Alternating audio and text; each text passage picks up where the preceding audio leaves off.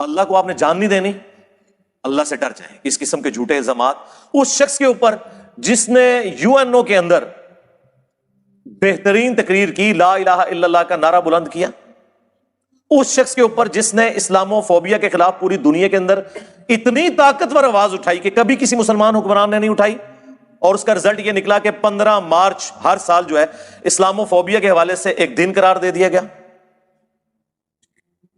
اس شخص کے اوپر جس نے 8 سے 10 سال پہلے انڈیا میں ایک کانفرنس میں شریک ہونے سے صرف اس لیے انکار کر دیا کہ وہاں پہ سلمان رشدی آیا ہوا ہے اور وہ گستاخ رسول ہے، میں ایسے فورم سے خطاب نہیں کروں گا۔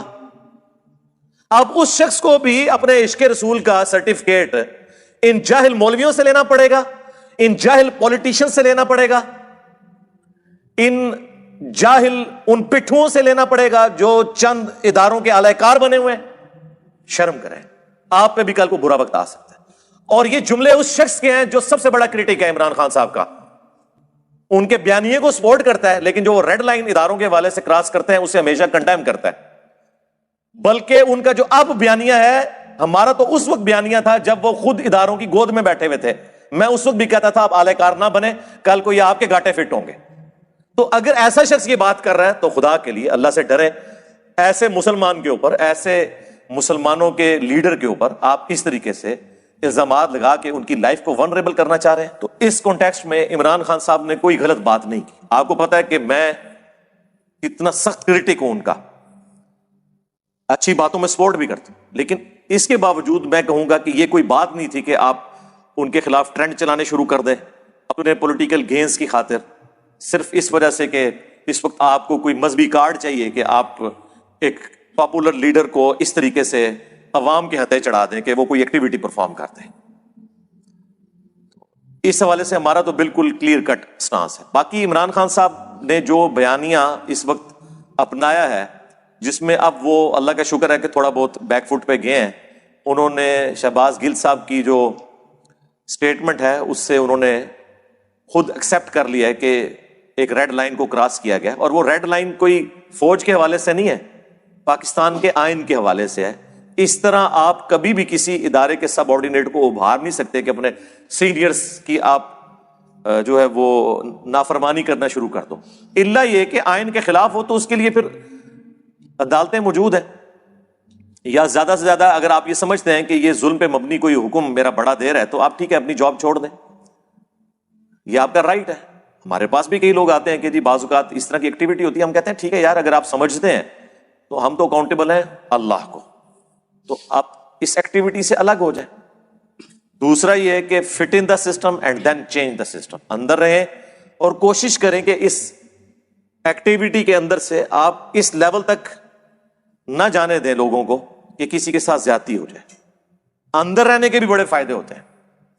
میرے پاس ایک کرنل صاحب آئے، وہ کہنے لگے کہ کافی مذہبی تھے، وہ کہتے ہیں ہماری بعض گیدرنگ کے اندر مکس گیدرنگ ہو جاتی ہے تو میں تو یہ جاب چلانا میرے لیے مشکل۔ میں نے کہا آپ سسٹم کے اندر رہیں، انشاءاللہ ایک موقع آئے گا کہ آپ کے ہاتھ میں چیزیں ہوں گی، آپ اس میں ریفارمز لے آنا۔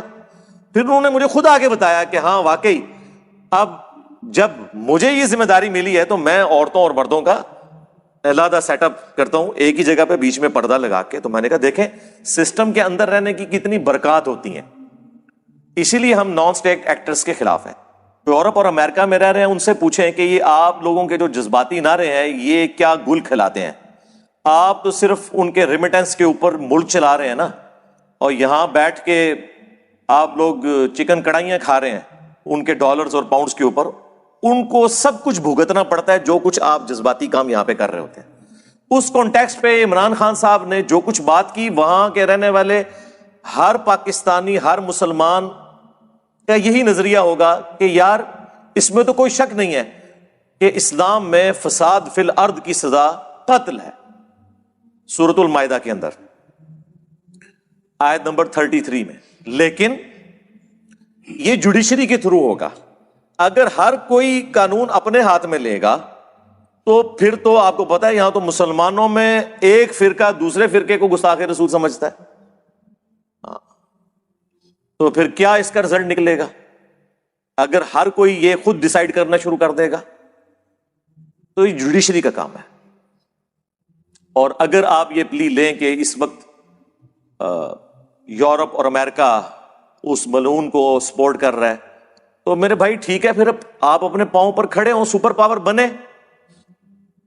دیکھیں امریکہ کو اگر کوئی بندہ مطلوب ہوتا ہے, وہ دنیا کے کسی ملک میں بھی ہو, وہ اسے حاصل کر لیتے ہیں نا کہ یہ مجرم ہے ہمارا. کاش آج ہم بھی اتنے مضبوط ہوتے ہیں تو ہم امریکہ اور یورپ سے ڈیمانڈ کرتے ہیں کہ اس خبیث کو ہمارے حوالے کریں, ہم کورٹ میں کیس چلائیں گے اس کے خلاف جو اس نے فساد فی الارض مچایا ہوا ہے. اور اگر ایسا نہیں ہے تو اس قسم کی ایکٹیویٹیز سے اسلام کو یا مسلمانوں کو نقصان ضرور ہوتا ہے, فائدہ کوئی نہیں ہوتا.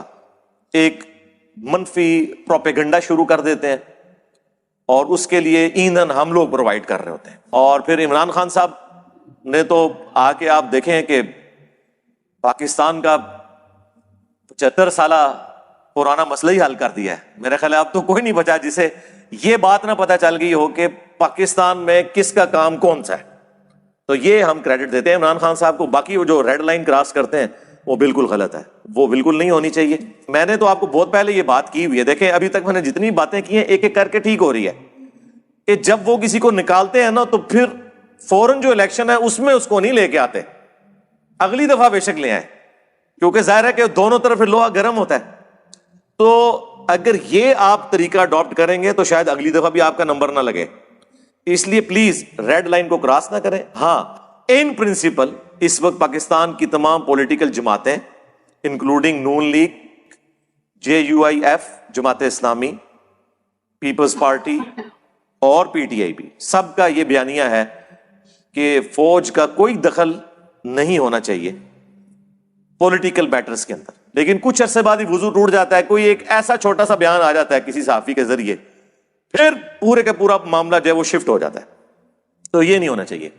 دیکھیں کسی بھی ملک کے اندر عوام الناس کو یا پولیٹیکل جماعتوں کو کبھی بھی اداروں کے مقابلے پہ آ کر کھڑا نہیں ہونا چاہیے.